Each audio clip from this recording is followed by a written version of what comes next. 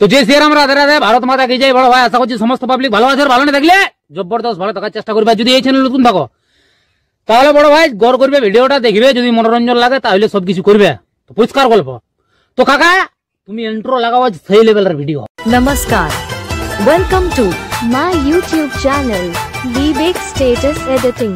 please one like and one comment. Please support and share your friends. Review.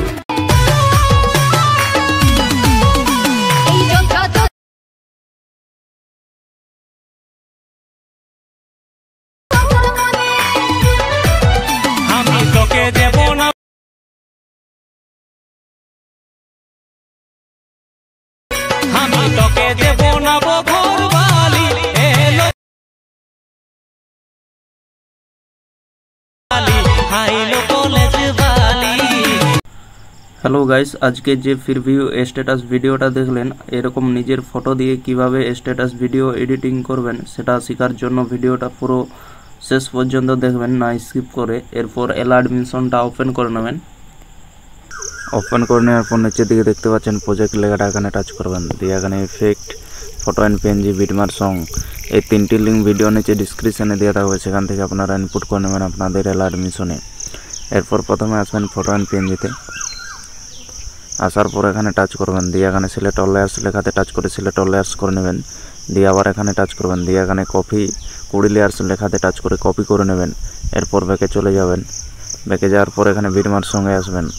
আসার পর এখানে touch করবেন, দিয়ে এখানে পেস্ট 20 লেয়ার্স লেখাতে টাচ করে পেস্ট করে দেবেন। ফটো অ্যান্ড পিএনজি সিলেক্ট হয়ে যাবে, দেখতেই পাচ্ছেন। এরপর ইফেক্ট আনবো, ইফেক্ট আনার জন্য ব্যাকে চলে যাবেন। ব্যাকে যাওয়ার পর এখানে ইফেক্টে আসবেন। ইফেক্টে আসার পর এখানে ইফেক্ট কপি করে নেবেন। কপি করার জন্য ছবির মধ্যে টাচ করবেন, দিয়ে নিচে ডানের কোণায় দেখতে পাচ্ছেন ইফেক্ট লেখাটা, এখানে টাচ করবেন। এরপর নিচে বাঁ দিকে দেখতে পাচ্ছেন 3 ডট, এখানে টাচ করবেন। দিয়ে এখানে কপি ইফেক্ট লেখাতে টাচ করে কপি করে নেবেন। এরপর ব্যাকে চলে যাবেন। ব্যাকে যাওয়ার পর এখানে বিটমার্ক সঙ্গে আসবেন। আসার পরে এখানে ছবির কাছে আসবেন, দিয়ে নিচের দিকে আসবেন। দিয়ে এখানে ছবির মধ্যে টাচ করবেন। দিয়ে নিচে ডান দিকের কোণায় দেখতে পাচ্ছেন ইফেক্ট লেখাটা, এখানে টাচ করবেন। এরপর নিচে বাঁ দিকে দেখতে পাচ্ছেন 3 ডট, এখানে টাচ করবেন। দিয়ে এখানে পেস্ট ইফেক্ট লেখাতে টাচ করে পেস্ট করে দেবেন। ভিডিও একদম কমপ্লিট হয়ে যাবে, দেখতে পাচ্ছেন। এরপর ভিডিও কমপ্লিট হয়ে গেলে ভিডিওটা সেভ করে নেবেন। সেভ করার জন্য উপরে দেখতে পাচ্ছেন ডান দিকের কোণায় তীর চিহ্নটা, এখানে টাচ করবেন। এরপর নিচের দিকে দেখতে পাচ্ছেন এক্সপোর্ট লেখাটা, এখানে টাচ করে ভিডিওটা সেভ করে নেবেন।